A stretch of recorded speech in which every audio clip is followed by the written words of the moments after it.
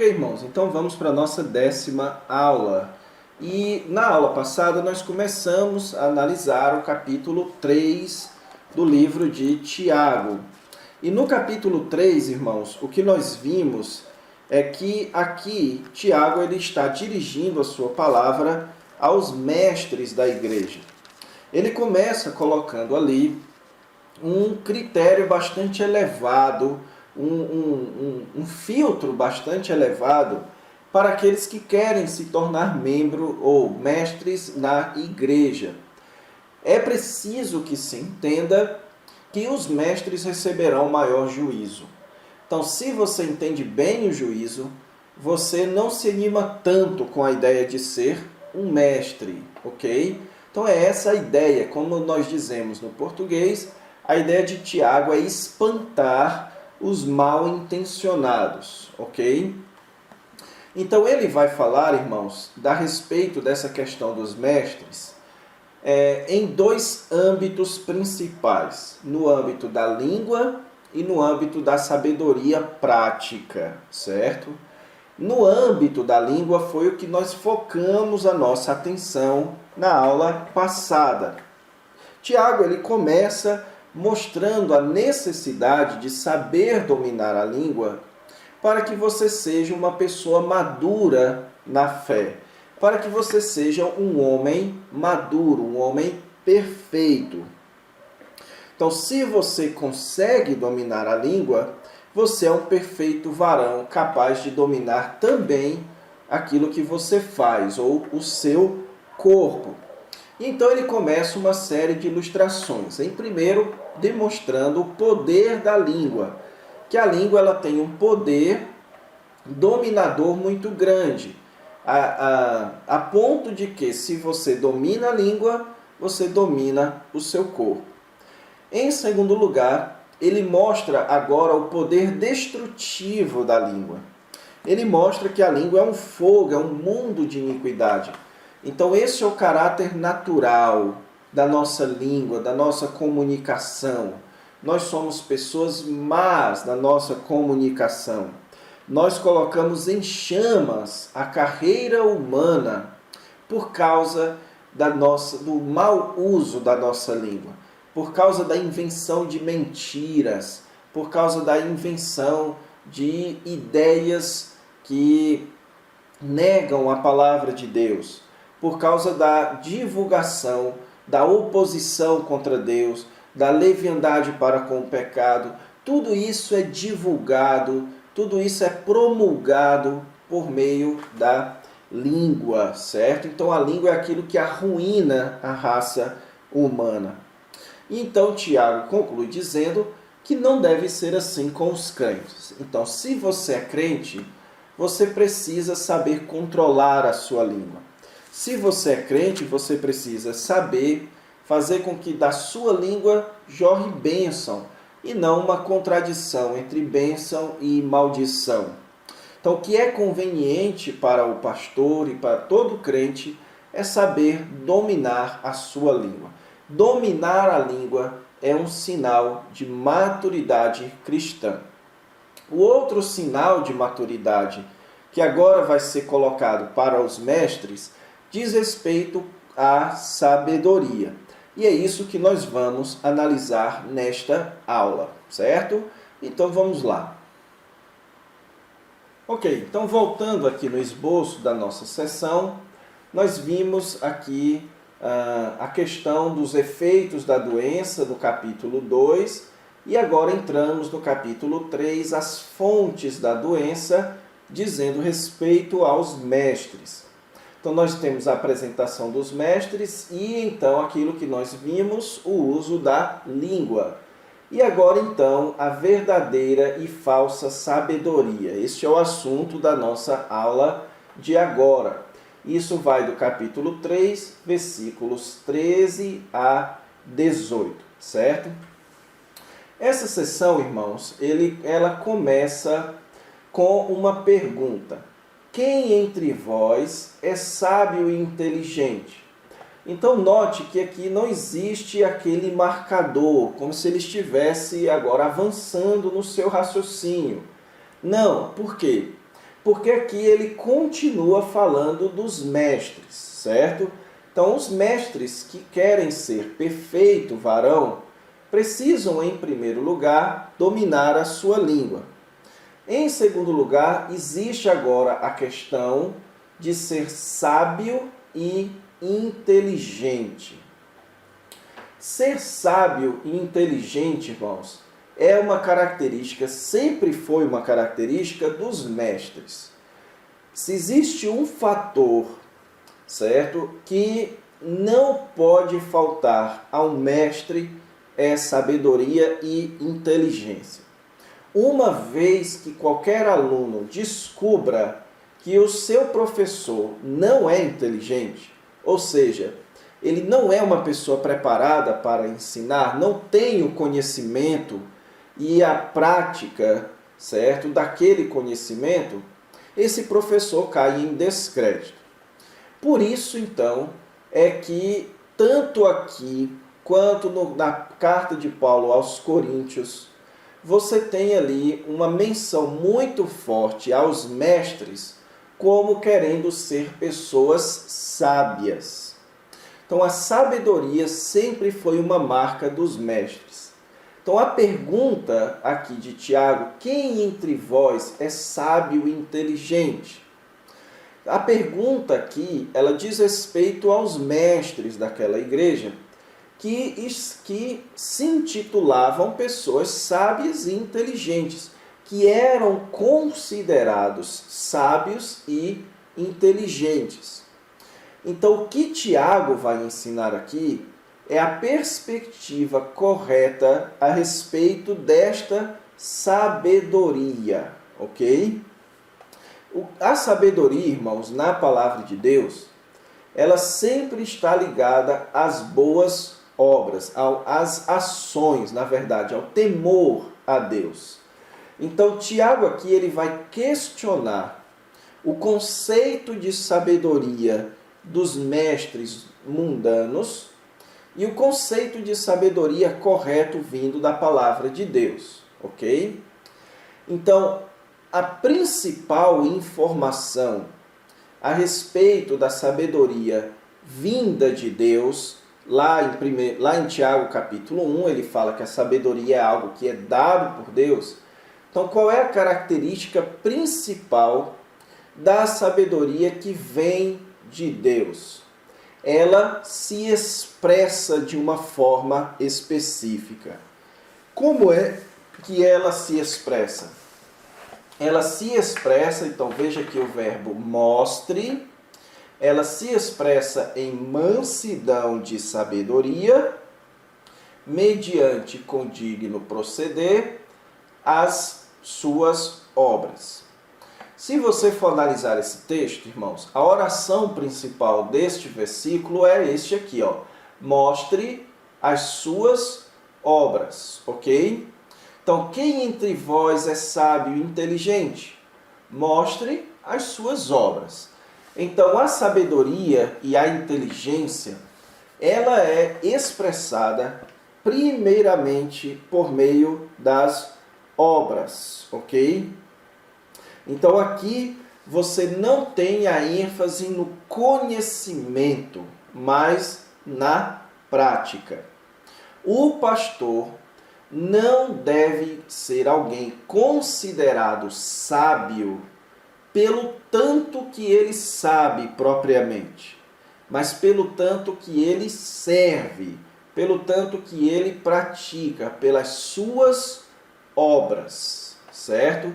Então, o ponto aqui de Tiago é o fazer. Ele já falou a respeito do falar e agora ele vai tratar a respeito do fazer. Como devem ser as boas obras daquele que é sábio? Deve ser em mansidão, vinda de sabedoria, ou seja, a pessoa sábia, ela é humilde. Então, mansidão é um sinônimo de humildade. Então, a pessoa sábia, ela sempre é humilde, ok? Então, assim como Moisés foi um homem humilde, considerado sábio, Assim como Jesus era considerado sábio e era humilde, certo? A sabedoria, o pastor inteligente, o pastor sábio, não expressa isso sabendo refutar os outros, tendo uma resposta para tudo, sendo alguém que conhece todas as doutrinas. Não necessariamente. Embora isso seja importante, isso não é sinônimo de sabedoria e inteligência. A inteligência é medida pela humildade. Então, se você é alguém humilde, você é uma pessoa sábia. A humildade é uma marca da sabedoria. E também as obras devem ser feitas mediante um condigno proceder. Ou seja, mediante boas obras. Mediante um proceder, uma conduta digna, um caráter digno. E é importante, irmãos, que nós percebamos, certo? Que o estilo de vida do mestre sempre foi algo crítico na igreja primitiva. A lista de 1 Timóteo, capítulo 3, ela é completamente focada no estilo de vida do pastor, com exceção de um ponto, que é o ensino. A lista de Timóteo, a mesma coisa. Ela é completamente, a lista de Tito, desculpe, ela é a mesma coisa. Completamente focada no estilo de vida do pastor, com exceção da área do ensino, certo? Então, habilidades e conhecimento não são mais importantes do que conduta, do que estilo de vida para o pastor. Então, a sabedoria e a inteligência não deve ser medida pelo tanto que o pastor conhece, mas pelo tanto que o pastor expressa na sua vida. Se ele expressa uma vida humilde, ou seja, ele é alguém que reconhece a sua posição de servo diante de Deus, ele é alguém que reconhece a sua posição de inferioridade para com Deus, que reconhece o seu papel de servir ao próximo. E então manifesta também uma conduta digna, uma conduta qualificada. Ele está mostrando que é alguém sábio e inteligente. E então, irmãos, os versículos 14 em diante, agora eles visam mostrar ou fazer um contraste entre estes dois tipos de sabedoria. A sabedoria do mundo e a sabedoria de Deus. A sabedoria que vem do mundo e a sabedoria que vem do alto, ok? Então, como é que se expressa a sabedoria que vem do mundo? Versículo 14. Se, pelo contrário, tendes em vosso coração inveja amargurada e sentimento faccioso, nem vos glorieis disso, nem mintais contra a verdade. Então, note que a sabedoria do mundo, ela é algo que vem do coração.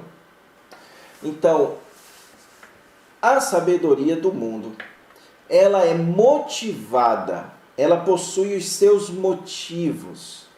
Então, a prática da sabedoria do mundo, ela tem raízes dentro do coração. Então, aqui, Tiago está tratando daquilo que só Deus pode ver, que é os motivos do coração. Então, ele está chamando a pessoa a analisar o seu próprio coração antes de se considerar sábio. Porque se o coração ele é cheio de inveja amargurada e sentimento faccioso, nem se glorie disso, nem minta contra a verdade. Deixe-me explicar aqui. Inveja amargurada, irmãos, a palavra amargura, ela vem da palavra amargo, daquilo que não é doce. E a inveja, irmãos, é um zelo, é um ciúme indevido. É quando você quer algo de alguém. É quando você acha que algo é seu, lhe pertence, mas isso de maneira indevida. Então as pessoas cultivam amargura invejosa dos outros. A inveja que causa amargura. Aquela pessoa que tem o que eu não tenho, eu guardo a amargura contra ela.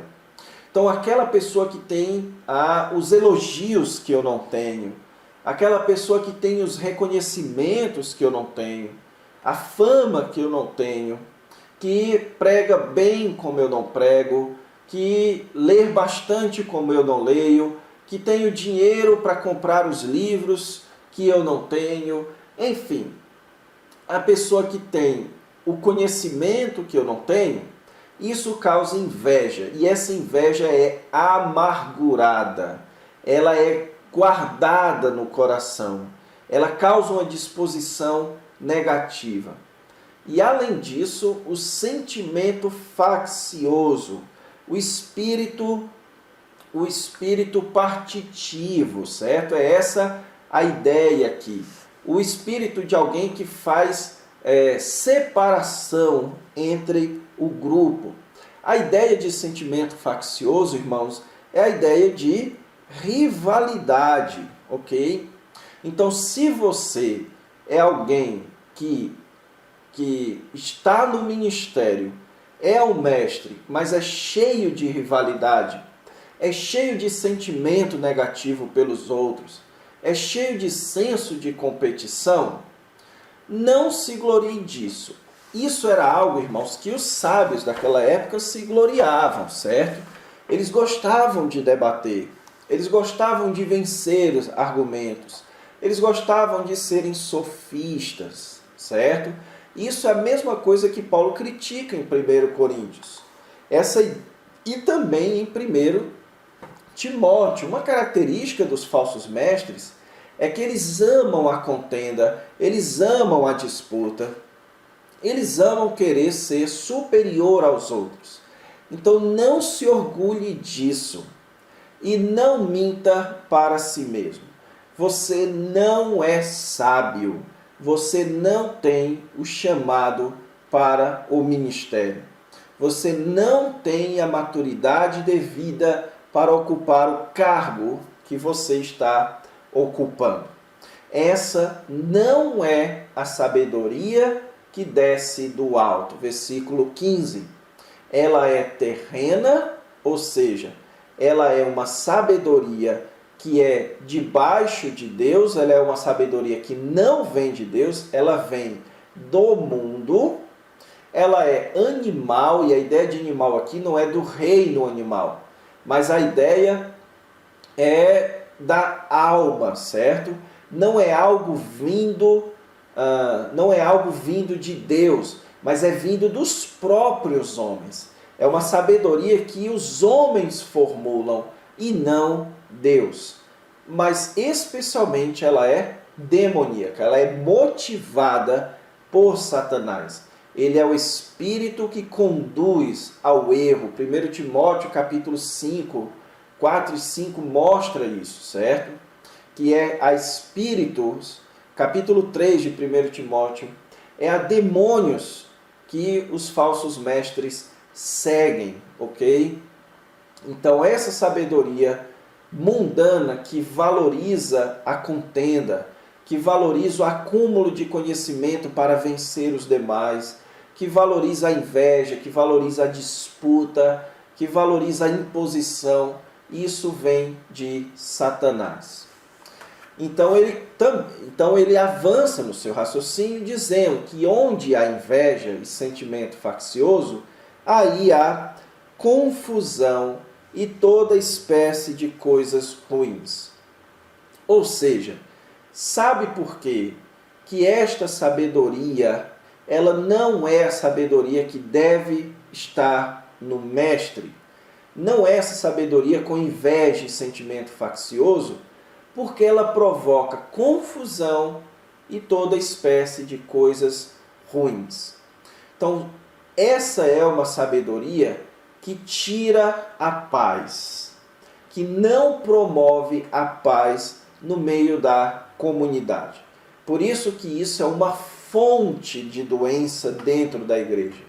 Um pastor que ama a contenda, ou irmãos que amam contendas, são pessoas que tiram a paz do meio do corpo, que trazem toda espécie de coisas ruins, de problemas entre os irmãos.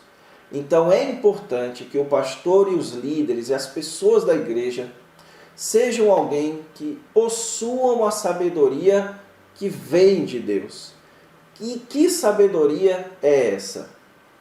Versículo 17 nos responde: a sabedoria, porém, lá do alto é primeiramente pura. Ou seja, ela é uma sabedoria, em primeiro lugar, completamente sincera.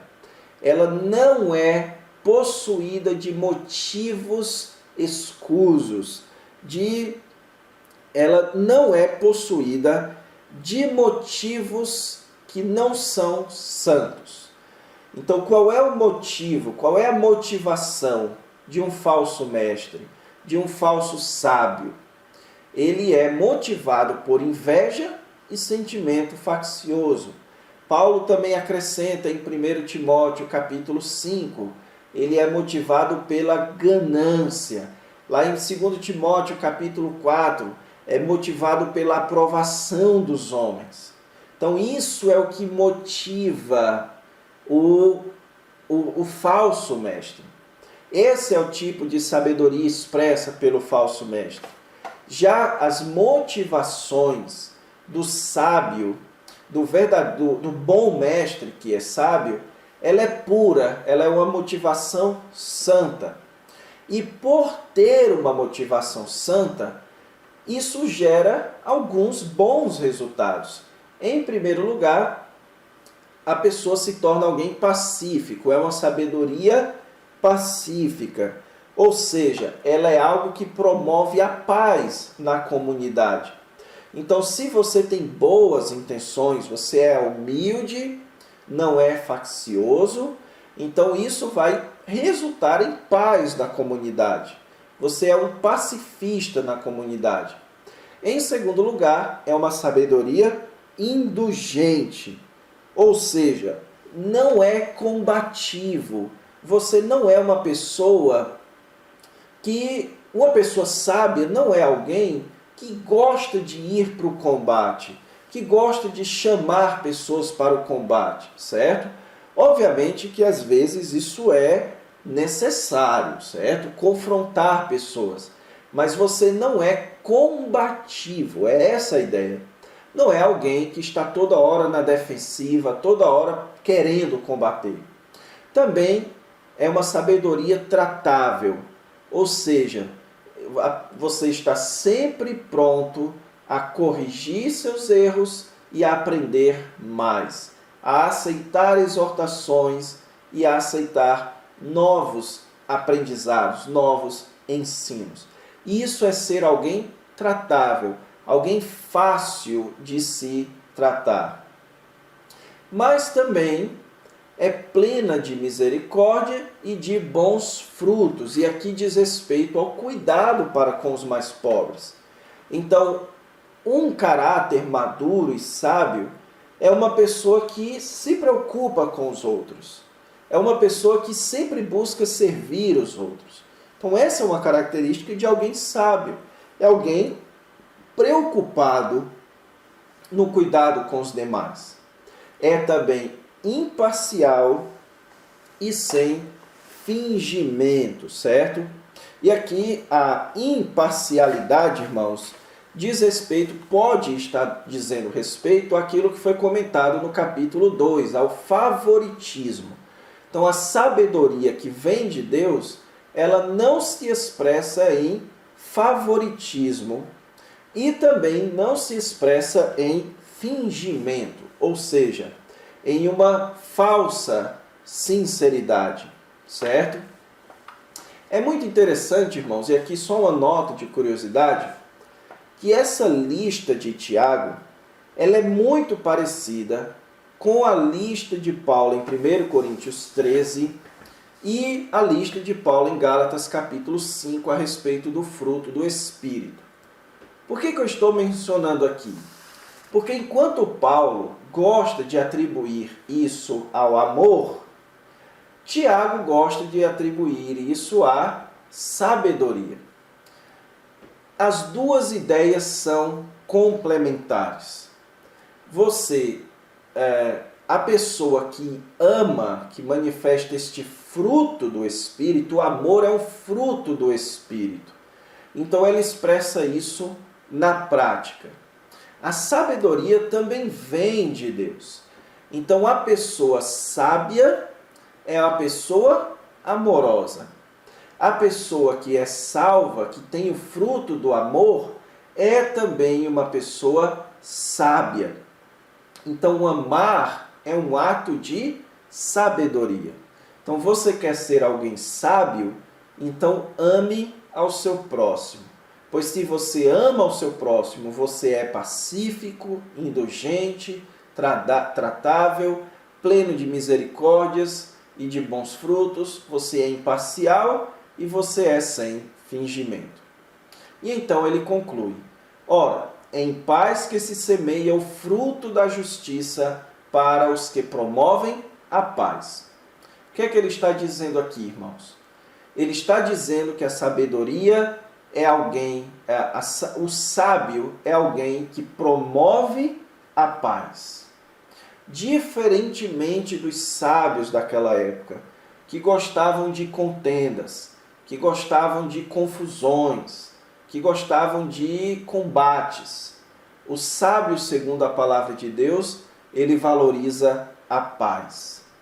E quanto mais paz você planta, mais você semeia justiça. Quanto mais você produz um ambiente de paz na sua comunidade, mais você produz um ambiente de obediência a Deus.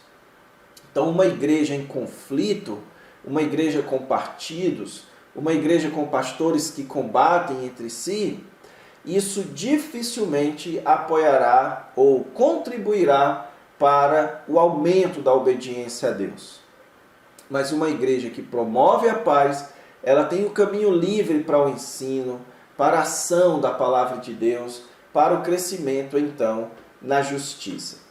Então, para encerrar, eu quero fazer aqui 2 ou 3 aplicações. A primeira é: o pastor não deve preocupar-se apenas com a ortodoxia, ou seja, com a doutrina correta, mas especialmente com a ortopraxia, que é a prática correta.